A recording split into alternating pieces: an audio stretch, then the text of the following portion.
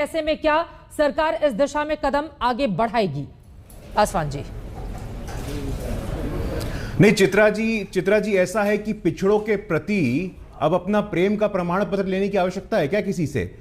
हमारे प्रधानमंत्री स्वयं जानते हैं पिछड़ा होना क्या होता है। उन्होंने पिछड़े होने का दंश झेला है और निरंतर अपने नीति के माध्यम से, अपने काम के माध्यम से वो साबित करते रहे हैं। अभी नीट की परीक्षा की बात हो, बात 1986 से चल रही थी, किसी सरकार ने आरक्षण नहीं दिया, लेकिन अभी भी हमने देखा 2 दिन पहले किस प्रकार नीट में ऑल इंडिया कोटा में ईडब्ल्यूएस और ओबीसी सबको आरक्षण दिया गया है। अभी देखिए आप, शासन प्रशासन में भागीदारी की बात होती है, जो सामाजिक न्याय के नाम पे लोग राजनीति करते आए हैं, उन्होंने क्या किया है? सिर्फ अपने परिवार की बात, सिर्फ अपने लोगों की बात, मेरा बेटा बढ़ाए। मोदी जी कहते हैं देश बढ़ाओ, ये कहते हैं बेटा बढ़ाओ। इसीलिए पहली बार देश के राजनीतिक इतिहास में कैबिनेट में 27 ओबीसी का आना, 12 शेड्यूल कास्ट का आना, यह अपने आप में अद्भुत है सामाजिक न्याय के इतिहास में। नीतीश कुमार जी की अपनी राय है। और देखिए, हमारे यहां चित्रा जी हाईकमान कल्चर नहीं है, हमारे यहां आंतरिक लोकतंत्र है। वो हमारे पॉलिटिकल पार्टनर जरूर हैं, उनकी राय अलग हो सकती है, लेकिन हमारे दोनों पार्टी का जो शीर्षस्थ नेतृत्व है वो गुरु प्रकाश पासवान जी,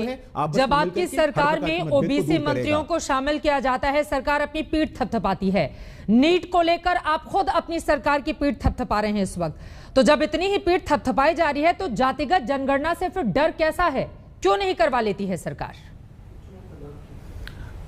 चित्रा जी डर का सवाल नहीं खड़ा होता है। और जैसे मैंने कहा, कोई जातिगत जनगणना पैमाना है क्या? कोई मापदंड है क्या सामाजिक न्याय का? प्रधानमंत्री जी खुद इस वर्ग से आते हैं और जैसा कि मैंने कहा, वो जानते हैं इस देश में पिछड़ा होना क्या होता है। लगातार हम नीतियों के माध्यम से हम ये प्रयास कर रहे हैं। चित्रा जी, मैं आपको सुबह का स्मरण कराना चाहता हूं, जब प्रधानमंत्री जी, मैं जरा मुझे 10 सेकंड का समय दीजिएगा, जब प्रधानमंत्री गरीब कल्याण संकल्प योजना के लोगों से बात कर रहे थे, तब राहुल गांधी जी क्या कर रहे थे? विपक्ष के लोगों को इकट्ठा कर रहे थे।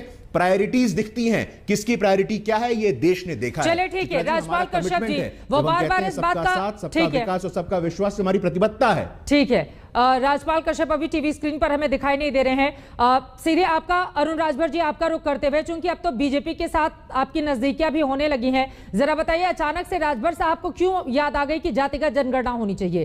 क्या फायदा हो जाएगा इससे देश को या फिर प्रदेश? देखिए, जातिगत जनगणना होने से जिन जातियों को आजादी के बाद जब तक लाभ नहीं मिला है, नौकरियों में, शिक्षण संस्थानों में लाभ नहीं मिला है, उन जातियों को लाभ मिल जाएगा। माननीय प्रधानमंत्री जी उत्तर प्रदेश आए थे 2017 में, तो कहे थे मैं पिछड़ों का बेटा हूँ। तो पिछड़ों का बेटा बनने के बाद उससे पहले विपक्ष में थे, तो कहे थे कि मेरी सरकार बन जाएगी तो मैं जातिगत जनगणना कराऊंगा। 7 साल से सरकार चल रही है। आपका ऑडियो साफ नहीं आ रहा है, मैं दोबारा आपका रुख करूंगी, फिर आप अपनी बात को आगे बढ़ाएगा। अभिषेक झा जी, नीतीश कुमार को भी अचानक से क्यों सूझ गई कि जातिगत जनगणना होनी चाहिए? क्या फायदा हो जाएगा? 16-17 साल से माननीय मुख्यमंत्री हैं बिहार के, गिनाए ना कि गरीबों और पिछड़ों के लिए क्या काम किया है? जातिगत जनगणना के आधार पर ही विकास तय किया जाएगा क्या? चित्रा जी, आपने कहा कि अचानक से कैसे सूझ गया। देखिए, ये जाति जनगणना कराने की जो हमारी पार्टी की मांग रही है, हमारे नेता की मांग रही है, या कोई नई मांग नहीं है।